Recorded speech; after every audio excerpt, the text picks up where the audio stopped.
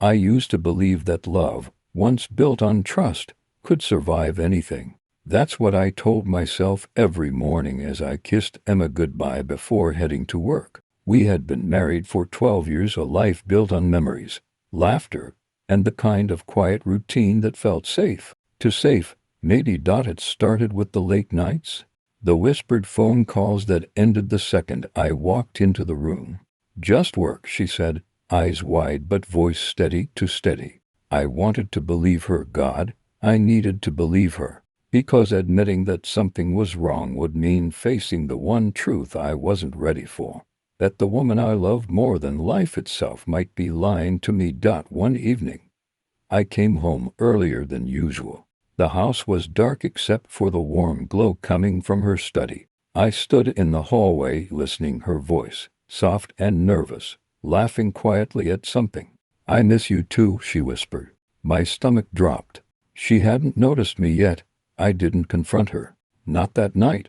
I just stood there frozen, watching as she ended the call and leaned back in her chair, smiling at the phone screen, a smile I hadn't seen in months. That smile used to be mine. For days after that, I became an actor in my own life, pretending everything was fine. Breakfast conversations, small jokes, kisses that meant nothing now. Inside, I was unraveling. Every touch felt like a lie, every word a dagger.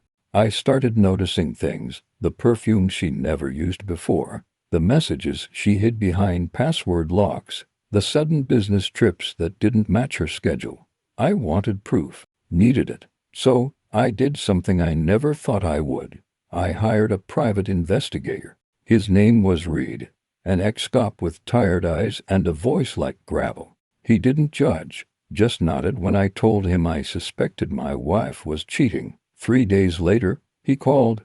"You might want to sit down for this," he said. The photos arrived in an envelope, printed, tangible evidence of my nightmare. Emma, my wife, in a hotel parking lot, her arms around another man, their lips meeting like two people who had done it 1,000 times before. I stared at those pictures until my vision blurred. I wanted to scream. I wanted to smash something. But I didn't. I just sat there silent, numb. That night, I watched her sleep. The same face I once thought I'd grow old with. I realized something cruel. Betrayal doesn't just break your heart, it changes who you are. It turns love into poison, hope into obsession. And as I stood there in the dark, I made a decision. I wouldn't confront her. Not yet. She had taken everything from me, my trust, my peace, my life. Now it was my turn. The game had just begun. The next morning, Emma kissed me goodbye as if nothing had happened. Her lips were warm, familiar, and disgusting. I felt every ounce of deceit behind that soft smile. But I smiled back, because now I had a plan. You see, revenge isn't about rage. Not the kind that explodes and fades. It's about patience, control, the kind of cold, methodical precision that makes your enemy destroy themselves before you ever touch them. I spent the next few weeks pretending to be the same husband she remembered. I cooked her favorite meals, sent her flowers at work, even planned a weekend getaway. She didn't suspect a thing. In fact, she looked relieved, maybe even smug, believing that her secret was safe. That's the problem with liars. They think they're smarter than the people they betray. I started collecting information. Not about her affair, I already knew enough, but about him. His name was Daniel Hayes, a marketing executive at her firm. Married to 2 kids. A picture-perfect family man, or so it seemed. But appearances, as I'd learned, were just costumes. Reed helped me dig deeper. Turns out Daniel wasn't the clean professional he pretended to be. There were emails, hidden bank transfers, and an affair before Emma with another coworker who mysteriously quit. He was a narcissist who collected women like trophies. That's when I knew exactly what to do. It started small. I made sure Emma's laptop crashed one night while she was out meeting friends. I restored her files, but not before copying everything. Emails, photos, calendars, the entire digital diary of her betrayal. Then, I reached out to Daniel's wife, Claire. I didn't reveal who I was, not yet, but I left an anonymous message in her inbox. Your husband isn't the man you think he is. Check the file attached. The file contained one image, the same hotel photo Reed had given me. Emma and Daniel, kissing under the dull glow of the parking lot lights. Within 2 days, chaos erupted. Daniel stopped showing up to work. Emma's phone buzzed constantly, unanswered calls, angry texts. I watched her unravel from the sidelines, pretending not to notice. One night she broke down, sat on the edge of the bed, tears in her eyes, whispering, "Everything's falling apart." I held her hand, comforted her. "I'm here," I said, hiding the smirk that wanted to crawl across my face. That weekend, I set the next phase in motion. I convinced her to let me handle some of our finances, just to make things easier while she focuses on work. She agreed without hesitation, trusting me even now with access to her accounts. I saw everything: the secret credit cards, the hotel receipts, the expensive gifts that weren't for me. I transferred small amounts here and there, subtle enough not to be noticed, but enough to build leverage. Then came the final push. I started leaving breadcrumbs. A perfume scent that wasn't hers on my shirt. A lipstick stain on a coffee mug. A message left accidentally open on my phone that read, "Last night was amazing. Can't wait to see you again." She found it 2 days later. I'll never forget her face. Confusion, then panic, then quiet devastation. The exact cocktail of emotions I'd felt when I first saw those photos. "Who is she?" she asked, her voice trembling. I just looked at her, calm, collected, and said, "Don't worry, it's just work." Her eyes widened, realizing the weight of her own words mirrored back at her. That night, she didn't sleep. Neither did I. But for the first time in months, I felt something close to peace. Because this wasn't just revenge anymore. This was justice, a slow, deliberate destruction of everything she thought she controlled. Still, I wasn't done. I wanted her to lose not just her affair, but her identity. The woman she pretended to be. The one who smiled for the neighbors and posted perfect photos online. I wanted her to look in the mirror and see what I saw, a stranger made of lies. And I knew exactly how to make that happen. The first time I saw the world tilt, it happened in the soft light of our kitchen, in the most ordinary of ways. Emma was pacing, phone in her hand like a talisman she couldn't live without. I was at the sink rinsing a coffee mug. I had no appetite to drink. The house smelled like lemon cleaner and something more metallic. Fear. She didn't see me at first. Her thumb trembled over the screen. Then she dropped the phone on the table like it burned. "They know," she said, voice reduced to that brittle edge people speak with before they break. I kept my face alive with neutrality. It was easier to be lawyer than to be judge. "Who knows?" I asked, rinsing the cup because the motion steadied me. "Claire, Daniel's wife. She called work. She called Daniel. She sent messages to people I've worked with. She showed them the photo I thought was private." Her words came out in a rush. And with each one, another small part of our life snapped into a cold, exposed outline. That night, the house was a place that had been searched. Drawers left half closed, the back door unlocked, though I had no memory of leaving it that way. The kids slept in the next room, unaware of any of it. Their bed rails were small battlements against an adult war. I slept in fits. When I closed my eyes, the hotel photo Reed had handed me months ago played on loop. Emma's cheek pressed to Daniel's jaw, the light catching her hair in a way that made my chest ache. But what haunted me more were not the images themselves but the aftermath. The way people's faces rearrange when they realize the person they trusted betrayed them. That's what revenge selfishly promises. Not just truth, but the spectacle of exposure. Within a week, the fallout began to look like a slow bleeding. Daniel's phone stopped ringing with work calls. He answered once, voice brittle, and then slunk away. Emma's inbox filled with messages that started courteous and then grew sharp like a gathering storm. A donor rescinded a pledge.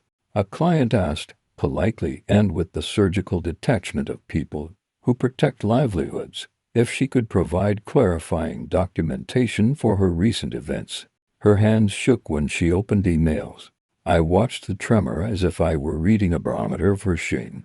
And people I never intended to hurt got cut by the same glass. Claire, the woman I had delivered those photos to, sent me a message weeks later. It was short. He left. I don't know what to do. I felt a strange itch of something like guilt, sharp and stupid. I had weaponized honesty, and hands that had once linked me to friends now dropped the rope. Retribution rarely discriminates. At work, I kept my schedule full. The more ordinary my days appeared, the harder it was for Emma to realize the pattern forming around her like a noose. I went to meetings, signed off on budgets, joked in the break room about football scores.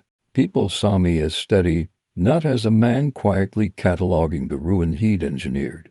That anonymity was my shield, and my camouflage.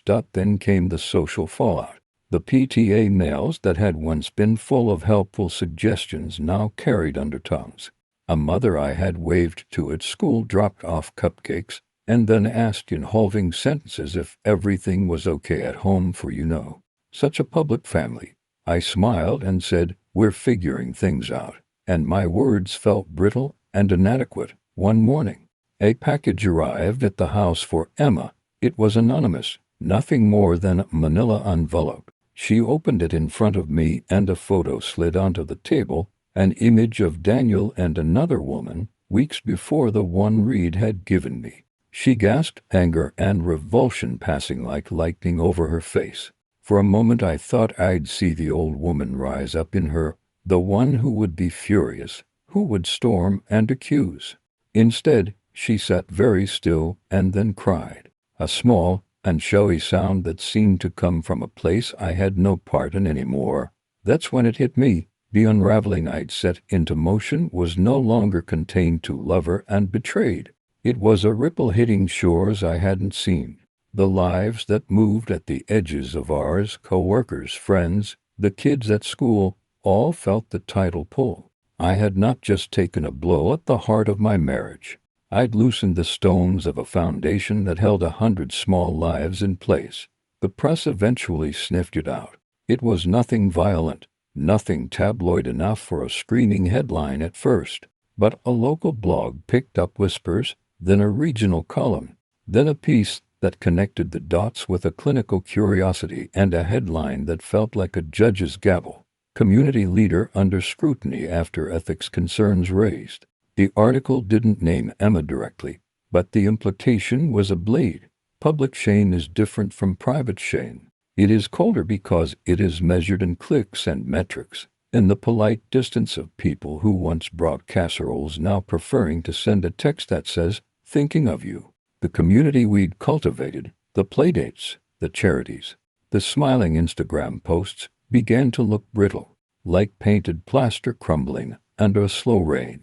Through all of it, Emma's behavior grew erratic. She stopped going to work some days, then spent whole nights awake with work tabs open on her laptop, rewriting event proposals as if polishing could erase the fingerprints.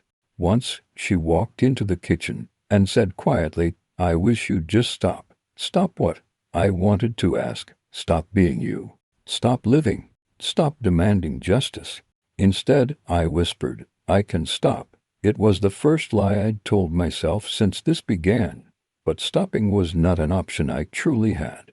The ledger had been opened, and entries kept themselves in a language that neither love nor regret could rewrite. The harder truth was this: the longer I continued, the more I risked becoming indistinguishable from the very person I despised. Hatred teaches you its own dialects, how to measure pain, how to calibrate humiliation, how to live by the satisfaction of ruin. And that frightened me more than any of their betrayals. Then, like a slow exhale before a storm breaks, Daniel made a desperate mistake. He tried to smear me, leaking a narrative to a mutual friend that I was the one orchestrating drama out of spite for a past grievance. He hinted at motives, old business disputes, jealousies. He painted my actions as the tantrums of a man who couldn't accept personal failure. People are quick to believe the loud version of a story. The one that makes you small is easier to digest. That lie was beautiful in its brutality. It threatened to sink all I'd built. If the community believed I'd acted out of obsession and not heartbreak, then my evidence would be recast as vendetta. The difference is thin but crucial. Motive alters judgment. So, I moved, not with a shop but with an archive. I called Reed and asked him for everything: timestamps, IP addresses, backups. I printed bank trails, hotel receipts, emails cross-referenced with location data. I built a case within a case, a neutral mountain of facts that would not bend to accusation. I handed it to a lawyer I trusted. If a narrative could be weaponized against me, then proof could be armored. As the world closed in on them, and as they pushed back the only way they could, with rumor and counter-accusation, I learned a lesson I had not expected to learn so intimately. Truth becomes a cruelty when you wield it like a sword. It cuts through lies, yes, but it also cuts the fabric of community. It reveals seams you cannot stitch back together. The children grew quieter. My son asked, out of the blue, "Is Daniel going to be our neighbor again?" As if a child could imagine the adult mechanics that had rearranged our streets. My daughter, drawing at the kitchen table, drew a house with 2 doors, and when I asked why, she said, "So Mommy can go through one." Her voice had that same small acceptance people develop when they decide to live on different sides of a wand. The unraveling was no longer my private revenge. It had become a weather system, a climate that altered seasons for everyone under its clouds. I had been careful to be surgical, to keep the ethics board letters anonymous, to make the facts do the violence I was no longer willing to perform in person. But even surgical wounds scar. And the scars were beginning to tell their own stories. By the time the first official email arrived, a request from Emma's board for a meeting about professional oversight, I felt neither triumph nor relief. I felt the weight of consequence like a hand on my chest. I'd wanted her to see what she'd done. She was seeing it now, but so was everyone else. The moral high ground I'd fought so fiercely to hold was narrowing into a ridge I had to walk alone. I stood at the window that night and watched the alley below where Daniel's truck used to be. It was gone. A thinner darkness sat where it once rested. In the distance, the city lights blurred into a smear of gold. A siren wailed faintly, and for a moment I thought it might be for me. Instead, it was for everything else. For a world we'd all shifted by a degree and could not set back. There was one move left, one final, decisive disclosure that would either finish what I'd begun or push me over the line from avenger to tyrant. I had to choose carefully. The unfolding had to feel inevitable, not orchestrated. And as the plan reached its hinge, I realized the truth that would catch me in the end. The more absolute the proof, the less room there is for mercy. There's a sound you don't expect when a life starts to break apart, not a shout or a crash, but the low, constant creak of things shifting under pressure. It's the sound of trust giving way. Metal groans. Wood settles. People rearrange their mornings to avoid the parts that hurt. When the board called in a special meeting, it wasn't framed as a witch hunt. It was framed as risk mitigation. Language like that neutralizes emotion. It makes ruin sound tidy. The day they posted the brief notice, a dozen polite emails that used the word concern popped into inboxes across town. The local blog that had sniffed around and then dropped it like an ember now fed it to a regional writer who knew how to make facts look like judgment. I watched it unfold from the kitchen table with my coffee gone cold. Emma came home early, hair scraped back in a messy knot. Eyes rimmed in red she tried to hide with makeup she reapplied 3 times. She didn't speak for a long time. She just sat at the table and folded her hands like a child trying to be seen as reasonable. I had expected shouting. I'd rehearsed it. I'd rehearsed every cruel question I could imagine asking. But when she looked at me, it wasn't defiance that warped her face. It was the recognition of too many doors being closed. People are asking questions, she said finally. Her voice was small. They're asking about the retreat, about invoices, about... She couldn't finish. They're doing what they should, I said. It was true, and it felt like gravel in my mouth to say it. The inquiries multiplied. The more clinical the tone, the more violent the consequences felt. Committees convened. Emails requested documentation. Contracts that had been automatic suddenly required signatures and proof. People who used to call during lunch to ask questions about paint colors now emailed about compliance. I watched the rooms where she worked shrink in importance to other people's appetites for safety. Those same people had once toasted her. Now they were reaching for their phones to distance themselves. And then the press took the leash off a little. Not sensationalism, at first just a slow, careful parsing of public records, the kind of work writers do when they want to be precise rather than petty. They posted timelines. They asked about dates. They put innocuous questions to the company that had to be answered. The answer, when it came, was neutral but decisive. An internal review is underway. That phrase went viral in our circle. Everyone understands the metaphor. When an institution says it's reviewing, it's already expecting to tidy up corpses. People began to look at me differently. It's a small heartbreak to realize that you carry scandal like a scent. The neighbor who used to nod at my kids' soccer games now gave me the kind of glance that measures whether you're safe to stand next to on a playground. A barista offered my usual coffee with less warmth. My phone started lighting up with messages from people I'd once called friends, some with sympathy, most with practical distance. If you need anything, let me know, one text read. The if was a polite blade. Emma's fury, when it came, was not the cinematic explosion I had once fantasized about. It came as a paper letter, a small typed statement she left with HR that read like careful confession and condemnation all at once. She denied nothing. She explained. She apologized. She tried to frame her actions as a mistake born of loneliness and poor choices. The wording mattered to people who are trained to parse culpability. Contrition will sometimes shorten punishment, but contrition doesn't erase the fact that a ledger exists.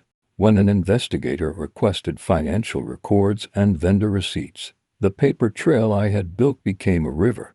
The receipts matched a timeline. Reimbursements had been routed through seemingly legitimate channels. Dates aligned with hotel check-ins.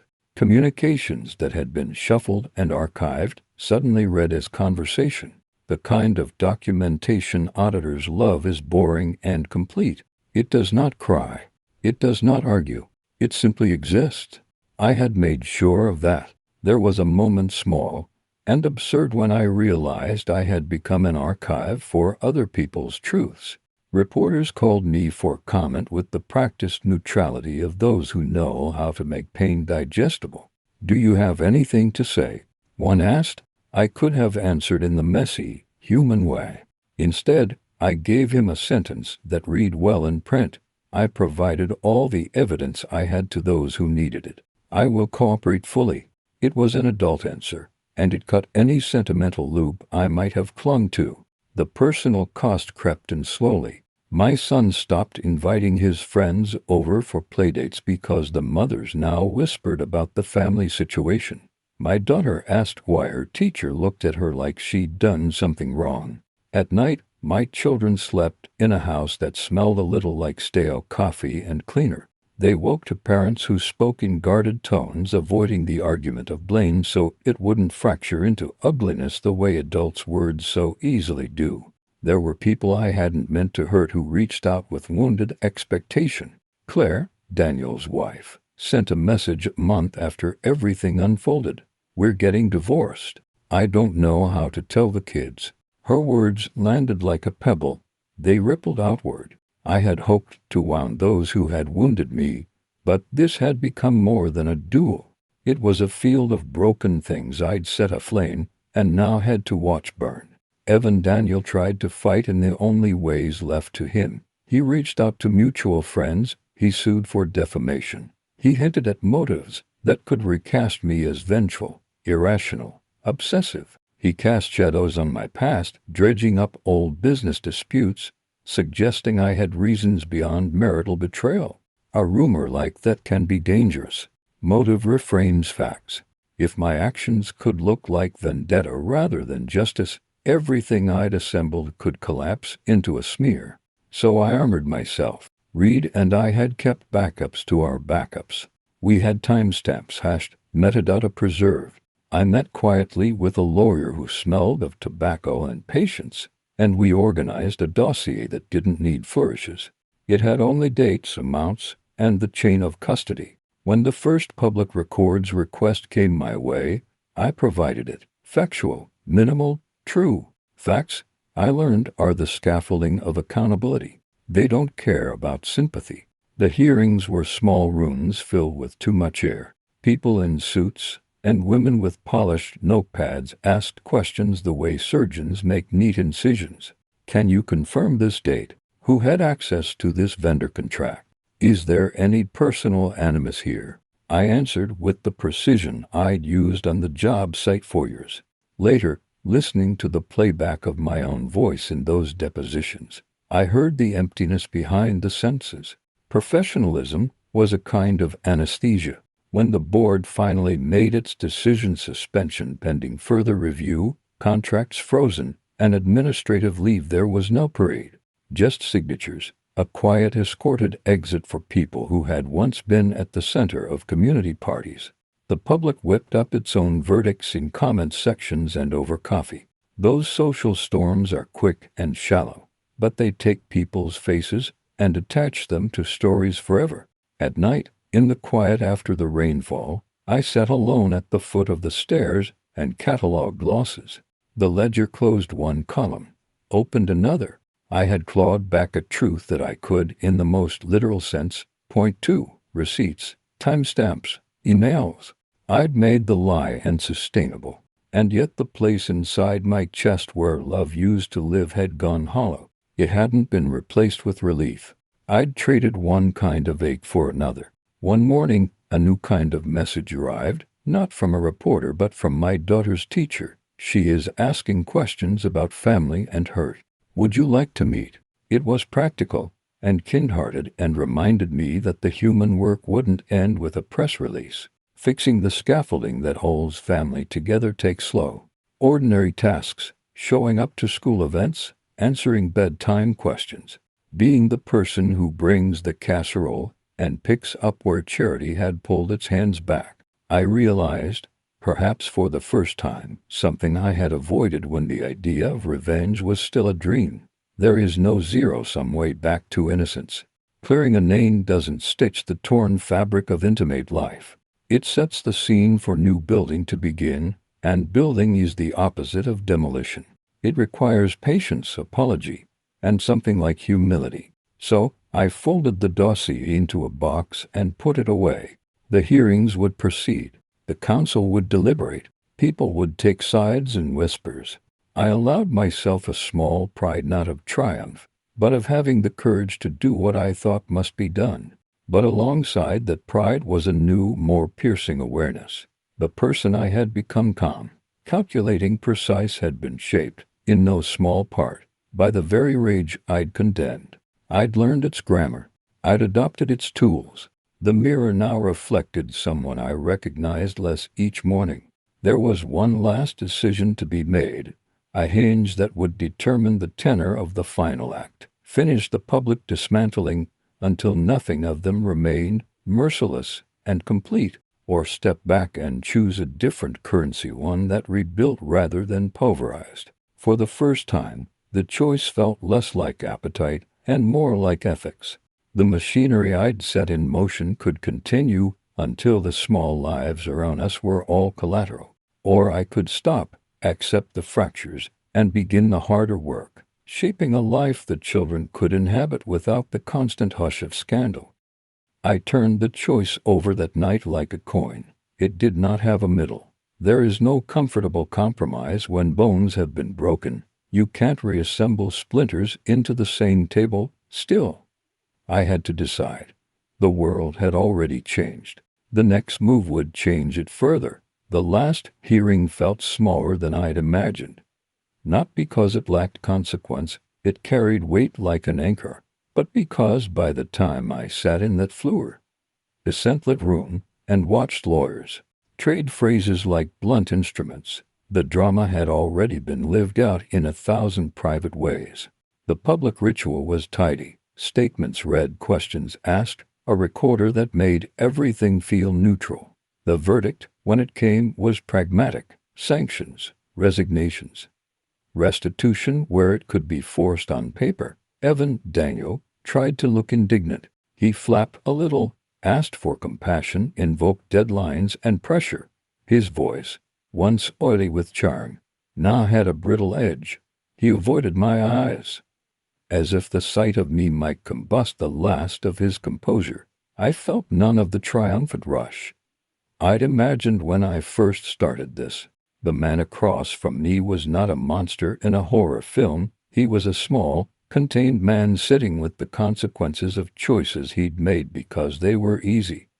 Emma read her statement to the board with a voice that carried the flatness of one who has rehearsed remorse. She spoke of loneliness, of mistakes, of how she had failed her family. The room hummed with humanizing phrases people used to soften the hard edges of wrongdoing. She asked for forgiveness in places it no longer mattered. She wanted to explain herself into absolution. The thing about explanations is that they sometimes make people feel better, sometimes worse. They do not change facts.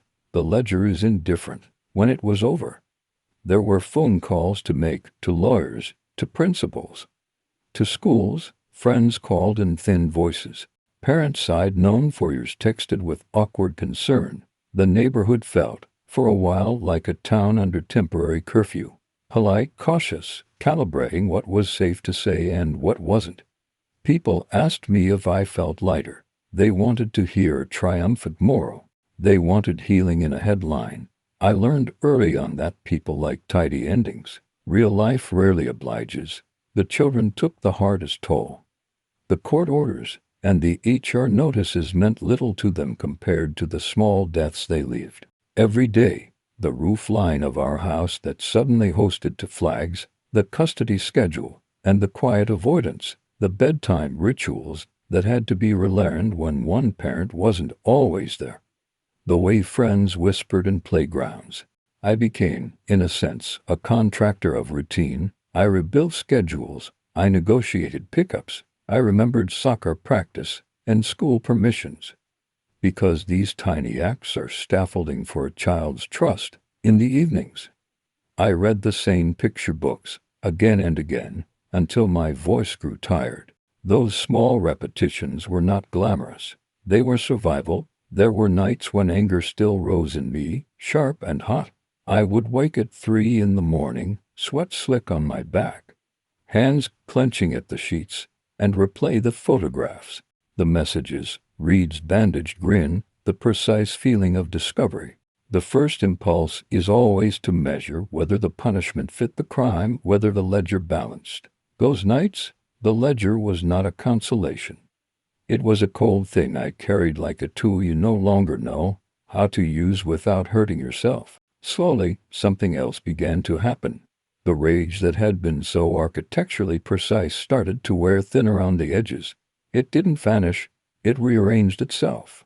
It became a quieter force that made room for other things I had neglected while I planned and executed. I started to notice the ordinary textures of life again. The way sunlight came through the kitchen window in the morning, the rustle of leaves in late summer, the sound of my daughter humming nonsense songs the way she always had. Those small, mundane details did not erase what had happened, but they offered an alternate grammar for living. I sought a counselor because I didn't want the work of parenthood to be an afterthought patched over adrenaline. Talking to someone who listened without defense was humbling. I had to admit things that weren't strategic or clever, that the grief had been as real as the anger, that I had enjoyed some of the power I wielded in the beginning, that my own identity had been corroded by the project of vengeance. Naming these things aloud was not exoneration. It was inventory. There was a moment, months after the last hearing, when Emma and I met to talk about the children. The meeting was awkward in a way that feels like two strangers negotiating property. We sat across from each other at the kitchen table, the room a museum of our former life, photographs in frames, a roast pan in the oven, a school project taped to the fridge with crooked pride. We were both smaller than the roles we had once played. She apologized again, in a voice that had shed the glamour of performance. I listened. I offered a shorter apology of my own, for the ways I had turned the private into spectacle, for the cruelty that had found a home in my meticulousness. We did not embrace. We did not need to. The children deserved logistics and safety more than the theater of reconciliation. So we arranged pickups and holidays and rules about screens and bedtime. Those negotiations were mundane and sacred in equal measure. They were the scaffolding of a new life we were reluctantly building together for the kids' sake. People asked me if I regretted what I'd done. It's an easy question for outsiders who want a moral tidy. The truth is complicated. If the question is whether I would go back and pretend I didn't know, that is, live within the lie, then yes, I regret nothing. Not knowing would have been to consent to a slow erosion of my own life. But if the question is whether I would do everything the same way again, knowing the collateral and the cost, knowing how many small lives were stung when the scandal leaked into payrolls and vendor accounts, knowing the nights my children watched me sit blank-faced at the dinner table, then my answer is more complicated. I might have been less cruel in method. I might have sought accountability through other channels sooner. I might have left space for repair before demolition. The town moved on in its way. People forgot the precise contours of our scandal with the speed and mercy of those who have new things to gossip about. A new bakery opened a block over, a board member moved away. Those small erosions of attention were not comforting. They were simply the human tendency to refocus. What remains is slower, more stubborn, the private work of rebuilding trust with the small people who still look to you and believe you are enough. There are days I also catch myself wondering about forgiveness, not as absolution for the one who broke me, but as a practical tool for my own life. Forgiveness is not a grand, cinematic absolution. It is an incremental surrender of grievance that allows you to get out of bed. It looks like making pancakes on a tired Sunday morning, like sitting through a recital without counting minutes, like answering school emails with patience instead of anger. Those banal acts felt like a return ticket on a late autumn afternoon. I walked along the river alone. The city hissed faintly in the distance. I took the wedding ring I had kept in a drawer, a small, heavy thing that once represented a covenant and had become a relic, and slipped it into the pocket of my jacket. I could have thrown it in the water, ceremonially severed the knot.